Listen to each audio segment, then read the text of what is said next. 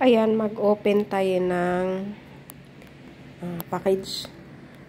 In-order ko to ng isang TikTok live. Isang TikTok live. Tapos, nag-order ako ng bag. Kasi ang ganda doon sa live. Siguro, sana pareho nung nakita. Pero, ang pinili ko ay black. Yan, punitin na lang yan. Para madali, no?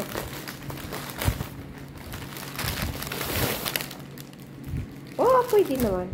Pwede. Okay lang, para sa price niya. Yup! Cute siya!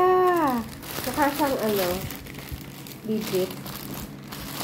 Or siyang legit, pero actually, hindi siya legit. Pero maganda na siya, pwede na siya. Magagamit para siyang ano ba yun? Tawag nun? Parang kunwari leather lang. Kunwari siya leather, pero hindi naman siya leather. Kasi mayroon akong original na, mayroon ako talagang leather. Ano na siya? Manipis lang. Pero pwede na. Alam na. Pwede na siyang alam mo yun? Yung magagamit na siya. Matagal-tagal na rin itong masira. Ayan. In-order ko sa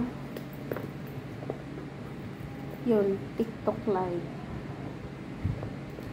Ganda!